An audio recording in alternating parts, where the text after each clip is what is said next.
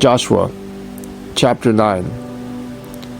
As soon as all the kings who were beyond the Jordan, in the hill country, and in the lowland all along the coast of the great sea toward Lebanon, the Hittites, the Amorites, the Canaanites, the Perizzites, the Hivites, and the Jebusites heard of this, they gathered together as one to fight against Joshua and Israel. But when the inhabitants of Gibeon heard what Joshua had done to Jericho and to Ai, they on their part acted with cunning, and went and made ready provisions, and took worn-out sacks for their donkeys, and wineskins, worn out and torn and mended, with worn-out patched sandals on their feet, and worn-out clothes, and all their provisions were dry and crumbly. And they went to Joshua in the camp at Gilgal, and said to him and to the men of Israel, We have come from a distant country, so now make a covenant with us. But the men of Israel said to the Hivites, Perhaps you live among us, then how can we make a covenant with you? They said to Joshua, We are your servants. And Joshua said to them, Who are you, and where do you come from? They said to him, From a very distant country your servants have come, because of the name of the Lord your God. For we have heard a report of him, and all that he did in Egypt, and all that he did to the 2 kings of the Amorites, who were beyond the Jordan, to Sihon the king of Heshbon, and to Og king of Bashan, who lived in Ashtaroth.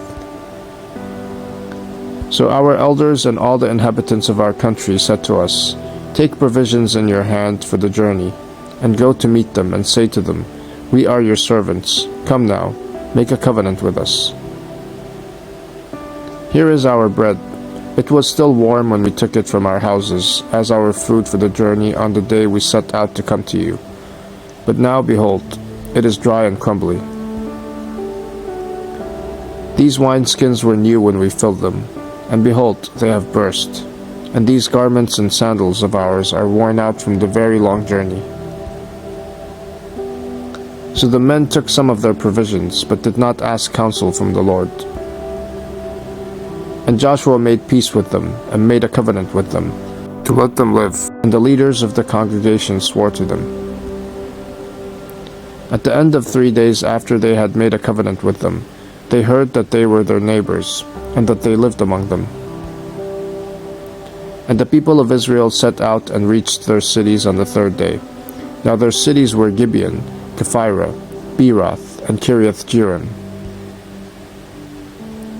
But the people of Israel did not attack them, because the leaders of the congregation had sworn to them by the Lord, the God of Israel. Then all the congregation murmured against the leaders.